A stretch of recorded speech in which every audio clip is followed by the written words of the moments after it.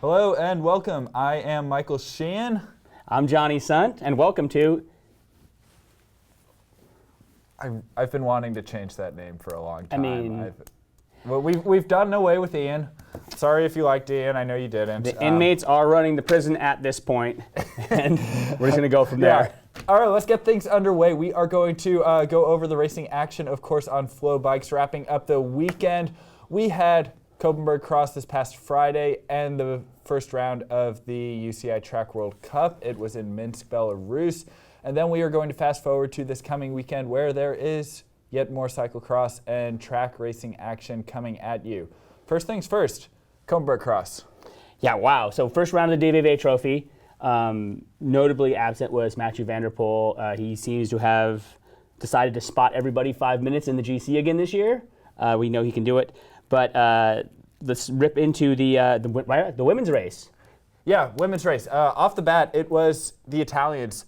Eli Iserbyt and Eva Lechner, they stormed up the Koppenberg. And if you aren't familiar with the Koppenberg, if you're wondering what's a Koppenberg, you should go to our website where we have some videos about all of the iconic bergs in Belgium, the Koppenberg being, of course, one of the hardest, most infamous, and most problematic bergs in the Tour of Flanders.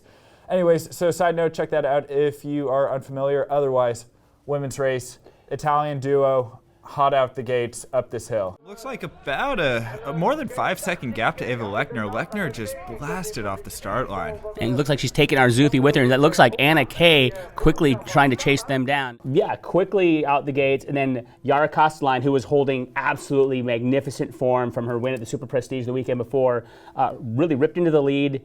And despite being chased by her teammate, Anne-Marie Worst, who's also been a really dominant rider this year, didn't put a foot wrong on a really tough, slippery, gnarly course. We were here in the studio. If you can go back and watch the replay of that, Ian and Michael and myself were here in the studio. We did a great show around that. Go check that out all here on FloBikes. But Jaarmarkt really rode a dominant performance. Anne-Marie Worst has been phenomenal this year and just couldn't quite bring her back.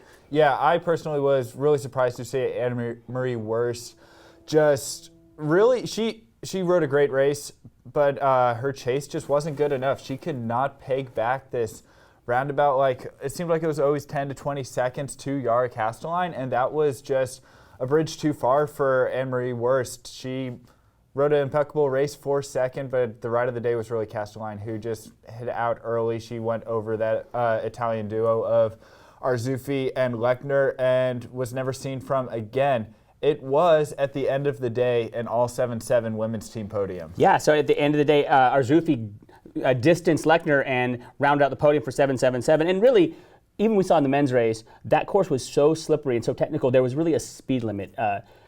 We've seen Worst as a phenomenal bike handler. She has a very loose riding style, but you can't take big risks on the course. It's that technical. It's high consequence, high risk, high reward. But a dominant performance from the 7-7-7 team, who has really been the team of the year in the elite women's race. Yeah, fantastic racing from them. Going over to the men's race, we saw shoulder-to-shoulder racing from Tom Pidcock and Eli Iserbyt. These are, of course, kind of the new guns on the elite men's scene. They were rivals all through the U23 ranks. They have now graduated into the elites. Eli Iserbyt, the Belgian, has been pretty impeccable this season. He's won every World Cup. He's only lost one race leading into Koppenbergcross, and he did seem to be the strongest on the day. Tom Pidcock is coming off of the road season. He had to take a little bit of time to recover after the road season, so he has not yet solidified a front row call-up at any cyclocross races. So these are second row, third row starts are really hurting him, especially when you start the race at the bottom of the Koppenberg. But Tom Pidcock, this is the best race we've seen from him thus far this season. He did get up and really challenge Iserbyt throughout the entire race. Yeah, we really saw a really great preview. And like I said, if you didn't watch it, go back and watch again. We saw a preview of what we're going to see a lot over the next few years. This is the budding Van der Poel versus Van Aert rivalry. These guys are very familiar with each other racing-wise.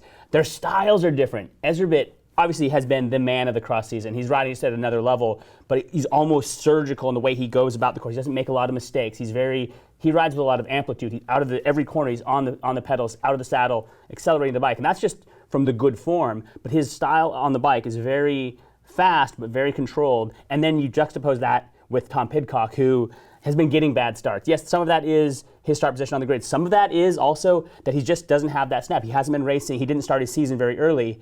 But Pidcock, loose riding style, not afraid to take risk. We saw him at one point. He was making time on that lower part of the descent at Koppenberg, and he almost put himself over the barriers. Not afraid. So it's a really cool difference in these two riders that are going to be great rivals going forward, and they're the dichotomy of their riding styles.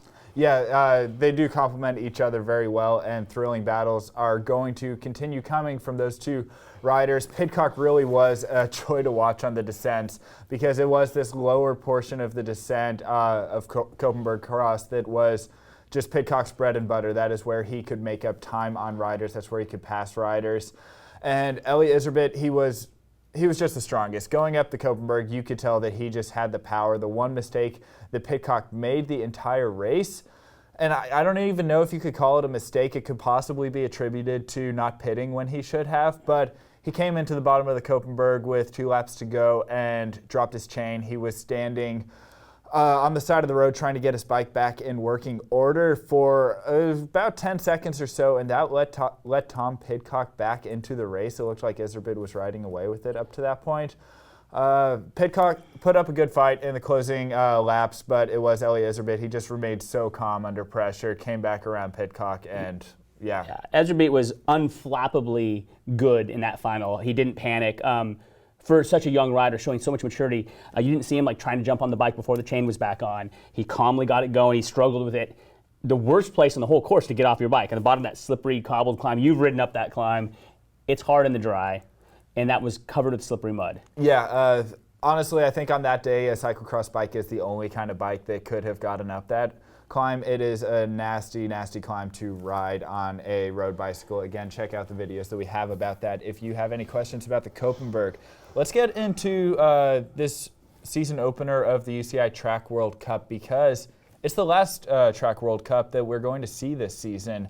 It debuted in Minsk, Belarus, and prior to this World Cup round, the UCI came out and announced some pretty sweeping reforms to track cycling as well as cyclocross, and neither of these reforms are really, no one's taking a liking to them. It seems like there are a lot of questions, and this is really impacting one track cycling team, which if you have been paying attention to the Ian and Friends show, it's Who Bought Bike out of Derby in Great Britain. They have really been pushing the limits of what is possible on the track, setting faster and faster times, really through the mind of Dan Begum, who's one of the leading aerodynamicists in cycling, if not in the world.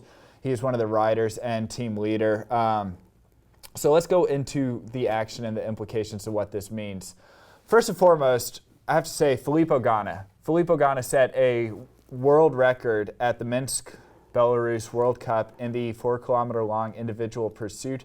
Not only did he set one world record, he set it twice in one day.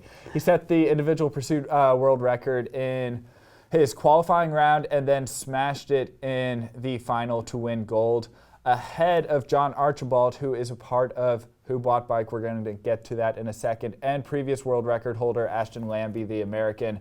This is pretty incredible for Filippo Ganna. He's an Italian. He rides for Team Ineos. He was just third at the individual time trial world championships in Yorkshire, and this is kind of a we're seeing a coming of age of Filippo Ganna, but also just the dynamic of track cycling right now. It's an Olympic year. This is when big guns come out to play. Yeah, we've seen even over the last year how many times the individual pursuit has sort of been the gold standard. It's been broken so many times recently, nationally and on the world stage. It's a really exciting time to watch what's developing with some of these programs.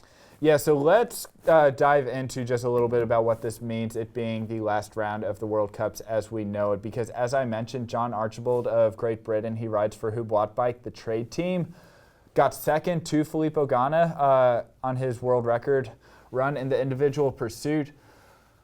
Trade teams, they're not going to be allowed in World Cups anymore. In fact, the entire World Cup series is being done away with instead of it being a fall and winter series like we're seeing right now. Next year, the premier track cycling event is going to be called a Nations Cup. It is moving to the summer months, and there are only 3 races instead of the 6 rounds that we're seeing for the World Cups.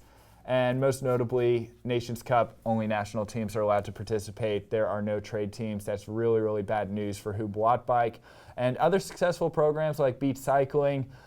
We talked to Dan Bigham, the leader of Wattbike. He has been, he's played such an influential role in track cycling, much to the chagrin, honestly, of a lot of national teams the last couple of years, because this little underfunded trade team has been quite frankly embarrassing. Really the power that be in track cycling, a lot of these national teams have found themselves on the losing end of a ragtag team pursuit team out of the Derby velodrome called Wattbike. So going to play for you just a little clip about what Dan Bigham has to say on the state of track cycling and the implications of these UCI reforms. They want to bury this news because they know it's not positive. They know it's bad and it will be received poorly. So, I mean, if it's been received poorly, surely that says a great deal about what you're trying to do. If you're trying to improve a sport and make it better, but people are fighting against it and saying this is bad, then surely you should listen to that. We sent an email and a letter to David Lepartier and to the UCI, to which we've had no response since then. They haven't replied to any calls or emails that we've sent to them on any points whatsoever since June, which is pretty frustrating. You can't address a problem if you don't have any communication channels. We don't know what their gripes are with the trade teams and the system that's in place beyond the press releases that they put out. Beat Cycling have had some reply, but it's pretty poor, to be honest. It's not really justified, which is quite frustrating. Curious, you've had time to process it. What are the implications that you think are going to be felt in the greater world of track cycling because of this? Well, first off, you're chopping 20% of the field out of World Cups. 20% of the riders gone. It's actually more than 20% of the podiums as well, so a lot of the competition. You're going to lose a great deal of the media, the spectator engagement, the fans, all that kind of stuff that trade teams champion because they have to. Trade teams are commercial outlets. They need to be commercially viable to exist, whereas nations don't. Nations typically get all their funding through either, in our case, lottery funding or government funding or whatever it might be. So they don't have a requirement to engage with fans, spectators, make it fun, exciting. But we have to, else we die. And I think that's the biggest thing about cycling. Once people realise it, cycling is entertainment, and that's what the sport has to realise. And as soon as it realises that, I think it'll start addressing these problems they're creating, because right now they're making the sport more exclusive, and you're getting rid of riders, you're getting rid of all that fun that goes with having trade teams along. So I mean, that's the first side. And then the second one is when you actually start considering the riders, that yes, riders have gone, but think towards the future, and the potential of other athletes coming into track cycling is now greatly diminished. And if you would like to watch that entire video, it is going to be available to our subscribers on our website, FloBikes.com. There is more track cycling action coming at you next weekend. The next round of the UCI Track World Cup is in Glasgow, Great Britain. It is going to be going Friday through Sunday. We, however, will have images available to our viewers in Canada, streaming only on Sunday. This is going to be kind of like a highlight reel of all the key moments of the entire Track World Cup from that weekend. So do tune in on Sunday. Coverage is going to start at 8:30 a.m. Central Time. And we got more cyclocross coming up. Coming up on Monday, the 11th, we have round 2 of the Rectavit Series. Rectavit Series was formerly the Soudal Classics, and we will be going Monday morning live. I'll be here in the studio for round 2, and this is the Jaarmarktcross, as a traditional race that's been going on since 1964, is part of the Rectavit Series, formerly Soudal Series, and this is one of my favorite races because it's like you're putting on a cyclocross in the garden center of your local Home Depot. There's so much construction material and equipment around this race course. And this is what we really love, and it's something that you don't really completely understand or experience being an American cyclocross fan, because you see all these obscure European sponsors and you don't really know what they are, but so much of it is just blue collar, kind of like construction stuff. And this is it's basically, in the garden section of a Home Depot. Yeah, and the promoter, I mean, it must be fun to have this level of access to materials. Like, do you want a sand pit surrounded by sandbags? We got you. Do you want to have just a pile of sand to go over this retaining wall by the canal? We can do that. Do you want to ride over a flatbed trailer from an 18-wheeler instead of a flyover? Say less, fam. We got this. Yeah, and we have also seen in the past, I'm not sure if it'll be featured again this year, but the Toyo Tire wall, there was a really, really cool kind of ride-up, run-up. Some riders managed to get up at this like dirt pile with Toyo Tires, one of the sponsors, embedded into. It was a really cool feature, and that's what this race is kind of known for. It's just cool, funky, cobbled together features that work. Pallets of bags of concrete or mulch or whatever. It's as someone who's promoted a cyclocross race before, to have access to like an unlimited access to all this cool material, it's a playground for the promoter. It also creates some really compelling TV. Now this is on Monday, so not on our normal weekend schedule. The day before will be the European Championships. Mathieu van der Poel is on the start list right now, so.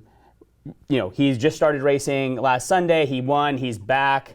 He's still good. Yeah. We didn't see on Sunday the battle develop with Eli Iserbyt because Eli was a little off, but Mathieu van der Poel has not skipped a beat. And so he is on the start list for Monday at the Jaarmarktcross, round 2 of the Rectavit series, right here on FloBikes.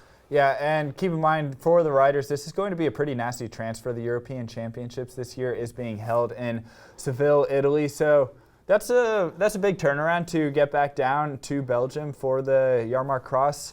But it looks like there is going to be a lot of riders. I know Sana Kant, the world champion on the women's side, she is still searching for her first season win. This is going to be a good opportunity for her as well.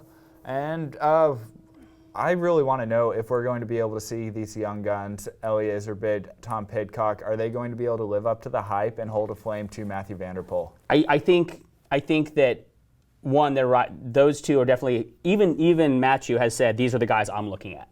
But they're definitely rising themselves above Pidcock just starting his season. But his riding style, he's so brave. Like the bike handling, Pidcock isn't afraid to make a mistake tactically. He rides aggressively. He's not, when they get onto the start-finish, when he gets a bad start, he doesn't wait for someone to pull him down there. He's just on it. At the Super Prestige on Sunday, he skipped pitting one lap to take the lead and then promptly just threw himself all over off Camber Hillside. I like his riding style. It's brash. It juxtaposes really well with the controlled style of Iserbyt, and then you also have to look as these guys start to try to figure out how to beat Mathieu van der Poel going forward. Yeah, honestly, Pidcock reminds me a lot of Mathieu van der Poel, and Iserbyt reminds me a lot of Wout van Aert, and we all really miss Wout van Aert in the cyclocross races. We are hoping that he is recovering well from that just awful Tour de France crash and then messed up surgery that came about after that. But yeah, really, really good rivalries starting to emerge yet again in the cyclocross season. And so necessary as, we see Wout being pulled towards the World Tour on the road. We don't really know. We know that Mathieu van der Poel has a big check mark on the calendar next to the upcoming mountain bike Olympic championship race. But after that, where does he said he's like he'll always do cross, and I think that's a really great attitude. There used to be this prevailing attitude like, no, once you go to the World Tour, you don't do cross. Stybar will be coming back to do a few races. He's on a start list. I have to look back and see which one he's on, but he's going to be racing very soon. That always makes me happy. Yeah. I love seeing Stybar. Stybar is one of the most exciting. His style is missed, and I think even I saw an interview from Lars Boom, who famously quit cyclocross when he went to the World Tour, and he said straight up, I regret, I should never have left. And he even had the advice for Wout and for Mathieu, was like, don't stop doing cyclocross. Well, Lars Boom's doing gravel racing now. He was in Vermont in the spring at the, yeah. Oh, there's the future. Yeah, so I think that they're all going to come around to gravel racing eventually. If you have to make a pit stop in the World Tour, so be it. But anyways, I think that does it for us. Did I say that? Yeah, all right. So please do tune in over the weekend for the upcoming World Cup in Glasgow. And then, as Johnny said, on Monday, racing action in the cyclocross ranks for you. Yep. And on behalf of Ian, who's not here. I'm Jonny Sundt. And I'm Michael Sheehan. Thanks for joining.